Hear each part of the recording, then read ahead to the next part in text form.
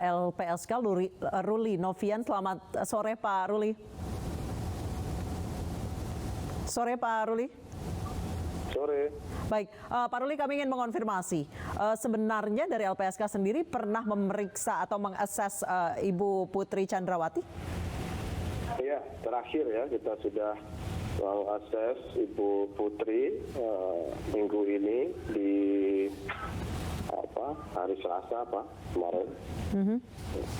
Baik, baik Pak Ruli, benarkah pengajuan perlindungan saksi ke LPSK itu hanya untuk memberi kesan bahwa Ibu Putri ini hanya sebagai korban, hanya untuk memberikan kesan? Begini, permohonan perlindungan yang diajukan itu kan diposisikan waktu yang bersangkutan membuat laporan polisi di Polres Jakarta Selatan. Jadi status korban, diduga korbannya untuk LP tersebut. Namun demikian kan kita sudah sama-sama mengetahui bahwa ada penghentian perkara yang dilakukan oleh kepolisian untuk LP tersebut. Gitu. Namun demikian begini, kami setiap permohonan harus kami proses dengan prosedur yang memang dilakukan LPSK untuk setiap permohonan. Namun kami pada waktu itu memang tidak ingin buru-buru memutuskan permohonan perlindungan dari yang bersangkutan, karena dalam penelaahan atau investigasi yang kami lakukan tentu kami mendapatkan sumber-sumber informasi yang lain. Begitu, Mbak. Jadi memang sejak awal LPSK sudah mengetahui tidak ada pelecehan seksual ya, Pak? Kami nggak bilang begitu ya, tetapi masih dalam rangkaian penelaahan gitu ya, sehingga ya sekarang kan terlihat kan bahwa tidak ada kejadian, menurut kepolisian tidak ada kejadian di TKP. Baik, LPSK sendiri pernah mengakses secara psikologi. Benarkah Ibu Putri ini dalam kondisi sangat terguncang, Pak? Betul, yang bersangkutan hasil asesmen kami memang dalam kondisi trauma, Mbak. Menurut hasil yang kami dapatkan, tetapi tes itu hanya melalui tes observasi. Jadi ada beberapa tes yang belum dijalani, tetapi berdasarkan observasi terdapat kondisi trauma, bahasanya begitulah kurang lebih ya. Baik. Namun kita juga tidak bisa mendalami lebih lanjut akibat apa trauma ini. Nah itu dia Pak Ruli, jika memang tidak ada pelecehan seksual, lalu traumanya kenapa Pak? Ya itu, peristiwa ini kan tentu begini, siapapun yang menghadapi peristiwa seperti ini tentu mengalami situasi di mana posisi psikologisnya mungkin akan tertekan. Pemberitaan secara nasional masif dan lain-lain sebagainya, terlebih saat ini kan suaminya sudah dilakukan penahanan dengan sangkaan 340, tentu itu membuat situasi psikologis mengalami sedikit goncang ya. Nah, tapi yang ingin kami pastikan adalah apakah betul trauma itu disebabkan oleh kekerasan seksual. Makanya kami sampai hari ini belum memutuskan. Nah, Senin rencananya akan kami putuskan untuk permohonan itu, Mbak. Baik, terima kasih Pak Ruli Novian. Kami juga mohon maaf bahwa sempat ada gangguan audio di awal, jadi Anda harus menunggu cukup lama. Terima kasih Pak Ruli Novian, Jubir LPSK telah bergabung bersama kami. Pemirsa, kasus pembunuhan Brigadir Joshua menyeret 31 polisi yang terbukti melanggar kode etik dengan bekerja tidak profesional. Kini kasus pembunuhan ini diharapkan dapat menjadi pintu masuk untuk membersihkan dan memperbaiki institusi Polri yang selama ini dicurigai banyak mafianya.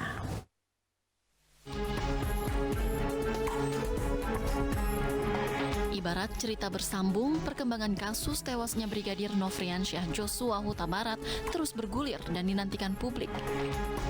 Hampir setiap harinya selalu ada drama dan update terbaru. Salah satu drama yang menarik ialah keterlibatan banyaknya anggota polisi dalam rekayasa kasus. Bareskrim Polri telah menetapkan mantan Kadif Propam yang juga atasan Brigadir Joshua, Irjen Verdi Sambo sebagai tersangka, bersama 3 tersangka lainnya. Selain itu, Polri memastikan 31 polisi terbukti melakukan pelanggaran kode etik terkait ketidakprofesionalan, sehingga menghambat proses olah TKP kasus pembunuhan Brigadir Joshua. Hal itu diketahui setelah pemeriksaan yang dilakukan tim Inspektorat Khusus Polri. Yang sudah dimintain keterangan 56. 31 sudah terbukti melakukan pelanggaran etik karena ketidakprofesionalannya di dalam olah TKP, kemudian ada dugaan obstruction of justice dan juga masih dikembangkan kembali. Ya, Irsus ini masih berproses. Kalau misalnya dari 31 itu terbukti ada pelanggaran pidananya dari Irsus, mekanisme serahkan ke penyidik. Nanti dari penyidik Barreskrim akan menindaklanjuti apa yang menjadi rekomendasi dari Irsus. Kini publik berharap drama pembunuhan dapat dibuka dengan terang benderang.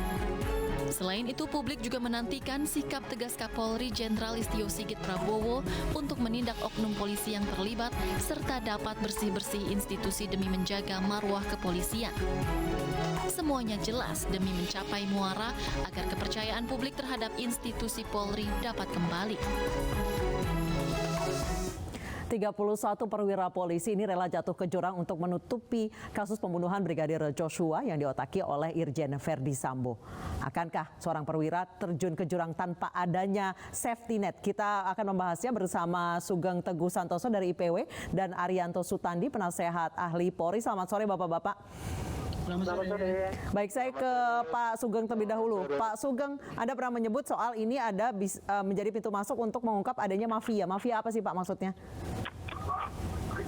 Saya tegas menyebutkan ya, Pak Sambo, Pak FS, dan 31 orang yang diperiksa ini adalah geng, ya. Geng, satu geng mafia yang bekerja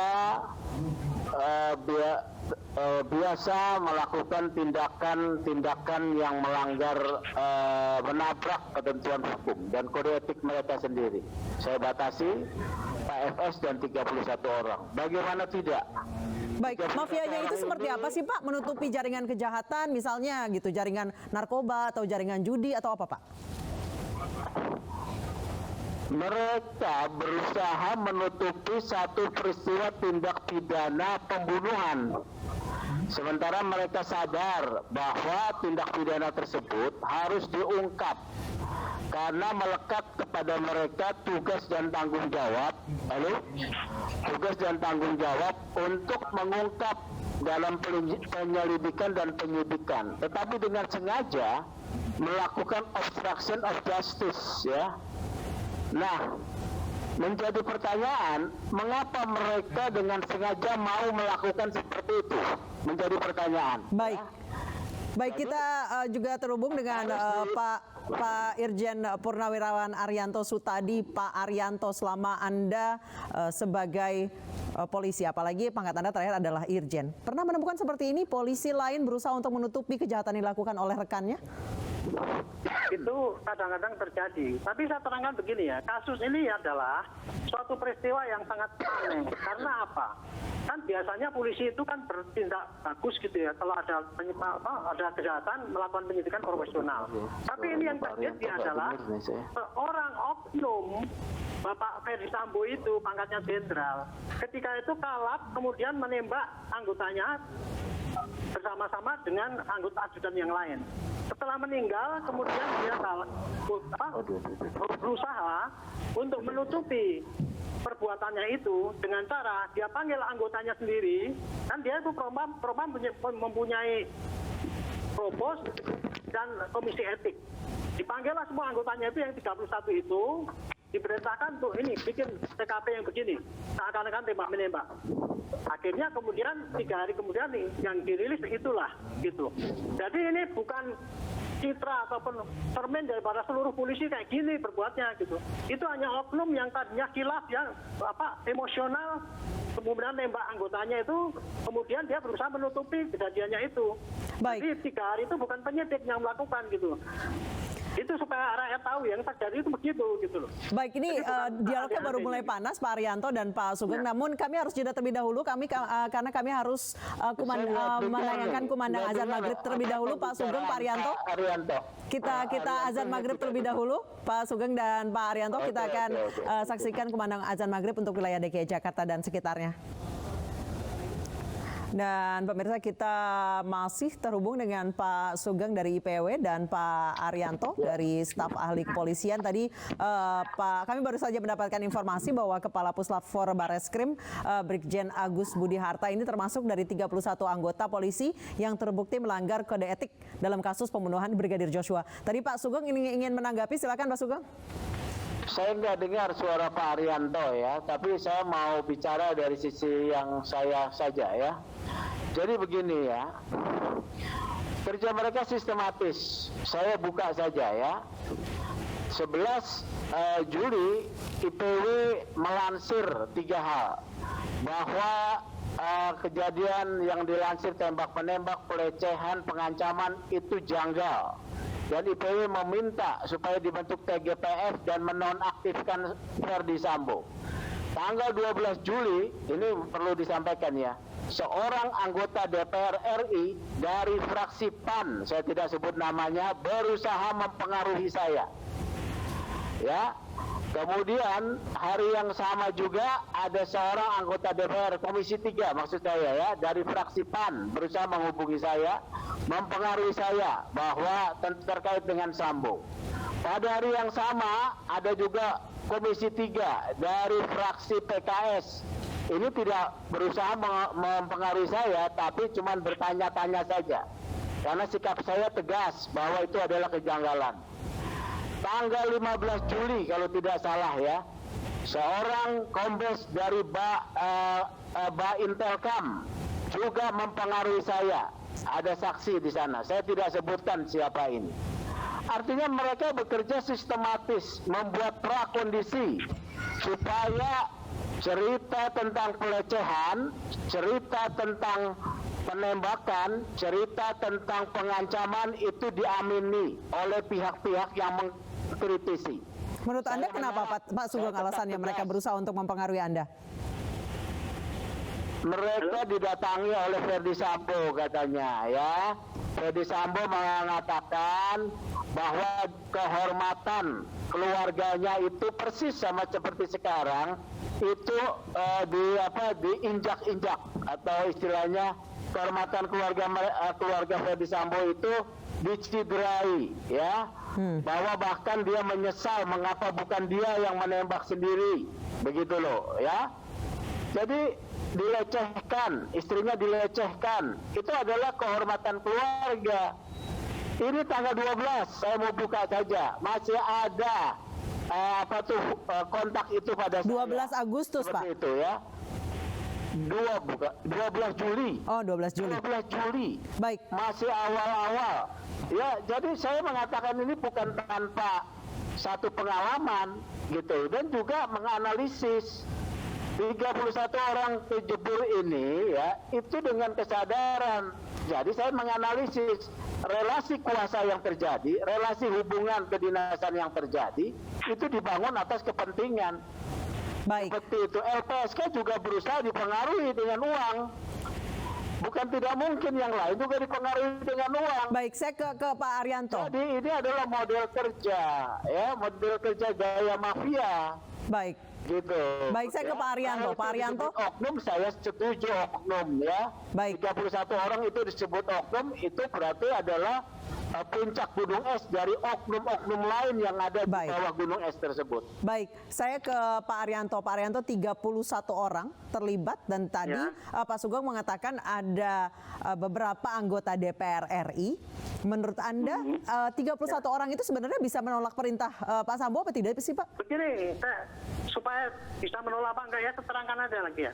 Itu kejadian itu adalah Pak Sambo waktu itu kalap karena kehormatannya terganggu, sehingga dia merencanakan dan dia menembak anggotanya itu dengan dibantu oleh ajudan yang lain. Setelah menembak, dia berusaha menutup-nutupi perbuatannya dengan cara dia panggil semua anak buahnya di Paminal sama di Kode Etik, Komisi Etik, dipanggil, tolong ini bikin TKP seperti ini. Itu seketika terjadinya gitu. Kemudian 3 hari kemudian dirilis. Jadi selama 2 hari itu yang mengolah TKP bukan penyidik yang profesional, tapi anak buahnya Pak Sambo. Iya Pak.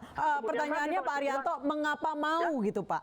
Padahal kan kalau memang misalnya profesional nih, walaupun anak buahnya, walaupun di bawah, itu harusnya menolak dong Pak. Kalau bisa menolak ya menolak, tapi seketika itu kejadiannya cepat sekali itu Bu. Hanya berapa menit saja. Dipanggil anggotanya, kamu ikut. Ada yang melaksanakan dengan rela, ada yang tidak. Nah yang tidak inilah yang membocorkan pada kami tahu kejadian sebetulnya gitu Bu. Jadi ini oknum Pak Sambo saja yang berbuat gitu, tapi kemudian kan digeneralisir seakan polisi semua kayak gitu. Ada suatu sindikat segala. Ini yang terjadi itu simpel kok. Pak Sambo marah, kemudian luar kendali, dia bunuh dengan rencana anggotanya, menggunakan ajudannya juga. Setelah itu ingin menutup kejadian itu dengan bikin skenario yang dibikin-bikin itu. Baik. Dan dibantu oleh anggotanya di bawahnya itu. Pak Arianto. Ya, saya dengar sendiri dari staf ahli itu yang bacakan kronologisnya itu dia yang nulis itu. Pak Arianto, Jadi menurut kita Anda, persis mengapa ada kejadiannya sebagian di mana anak buahnya ini yang dengan sukarela, Pak, mau membantu Ya, menutupi sebuah anggota kejahatan? kan sudah di bawah itu kan satu kelompok yang sudah dekat gitu Bu ya. Tapi bukan dekat karena kejahatan, hanya karena kejadian itu dipanggil, ayo begini aja, sudah dikerjakan gitu aja. Ya Baik. memang itu ini Bu ya. Gara-gara satu oknum ini hancur semua nama polisi, seakan-akan generalisnya semua gitu, kemudian anggotanya semua gitu, kok nggak bisa nolak dan sebagainya. Kondisinya kayak gitu loh. Baik, Ini saya yang kembali. perlu dipahami masyarakat. Jadi jangan pakai teorinya begini, ini pasti begini gitu. Oke, saya kembali ke Pak Sugeng. Yang dekat itu ya. Baik, saya kembali ke Pak Sugeng. Pak Sambo sendiri, bukan Baik. didekati oleh geng yang lain. Baik, saya kembali ke Pak Itu Sugeng. Pak jadi Sugeng, masalah. menurut Anda tadi berdasarkan pengalaman Pak Arianto, mengapa ada sebagian yang dengan sukarela ini mau membantu atasannya menutupi kejahatan besar yang dilakukan ya, bahkan merencanakan Ada pembunuhan? yang sukarela. Ya, jadi begini. Kalau sukarela artinya sudah terbangun komunikasi atau relasi komunikasi yang dibangun biasa atas dasar perintah yang kemudian bisa dipahami yang biasa melanggar hukum. Ya, kalau sukarela. Buat yang tidak sukarela ya, karena tertekan, tentu akan ada satu proses yang berbeda. Kalau ada dalam kunciannya penanganan makanya akhirnya nurut aja, gimana menurut Anda Pak Sugeng? Kenapa? Kalau misalnya ternyata Pak Sambo ini pegang kuncian anak buahnya yang 31 itu, akhirnya mereka mau nurut, itu bagaimana? Kalau mereka menurut saja. Karena pegang kuncian. Relasi yang terbangun selama ini adalah relasi yang saya duga ada unsur melawan hukumnya, ya. Oke. Ada unsur melawan hukumnya. Relasi yang terbangun sudah biasa. Padahal mereka diikat oleh aturan kode etik, sumpah sebagai anggota Polri, dan juga undang-undang. Saya tidak bisa membayangkan 31 orang itu kejegur ke dalam jurang gitu loh. Kalau cuman mungkin 3-5 orang ya, yang orang terdekatnya ini saya bisa memahami. Ini kan mereka orang-orang yang memahami aturan regulasi di dalam tugas mereka dan bahkan ada sumpah jabatan mereka. Baik. Ya. Baik, saya ke Pak Arianto. Pak Arianto kemudian yang menjadikan, saya kembali ke Pak Arianto. Pak Arianto yang kemudian menjadikan nama kepolisian jadi rusak ini karena memang posisi Ferry Sambo sebagai Kadif Propam yang adalah polisinya polisi. Iya, makanya itu oknum polisi itu, polisinya polisi, tapi kemudian kalap, kemudian melakukan pembunuhan berencana. Untuk menutupi itulah dia panggil semua anggotanya. Kok tadi ada sukarela apa enggak, itu hierarki di dalam suatu ABRI ataupun polisi itu kayak gitu, pimpinan nyuruh pasti dia harus patuh gitu loh. Meskipun itu perintah yang nggak benar, tapi dalam kondisi yang seperti itu, anggota yang ada terpaksa ikut, ada yang pura-pura mau ikut. Nah, yang pura-pura mau ikut itulah yang membocorkan itu rahasia itu kepada kami. Jadi kita tahu kejadian sebetulnya. Pak Arianto. Juga pakai teori gini, pasti begini. Itu kasihan rakyat Pak yang dengar gitu. Pak Arianto, Anda yakin? Pak Arianto, apakah Anda yakin Bapak Kapolri bisa membersihkan kembali nama kepolisian setelah kasus ini? Kan sudah dibikin tim khusus. Sekarang tugas polisi adalah tinggal memproses pembunuhan berencana itu. Sudah dapat buktinya semua. Pak Sambo sudah ngaku bertanggung jawab. Ya sekarang tinggal itu terus saja sampai ke pengadilan. Tetap di sidang, tetap tahu nanti apa misinya. Jangan berandai-andai kira-kira wah ini pasti geng besar. Saya juga polisi juga mengawasi dari luar gitu. Tapi kalau kemudian cara mengawasinya itu dengan teori-teori yang anggapannya sendiri menimbulkan penafsiran yang lain dari masyarakat, itu kasihan Pak rakyat gitu. Baik. Saya juga ingin polisi baik. Kemarin saya mengutuk polisi bodoh. Karena apa? Yang bodoh yang bikin skenario itu. Baik, baik. Baik, terima kasih banyak Pak Arianto Sutadi, penasehat ahli Polri, dan Pak Sugeng Teguh Santoso dari IPW telah bergabung bersama kami Baik, di terima Newsroom. kasih. Selamat malam Bapak-Bapak.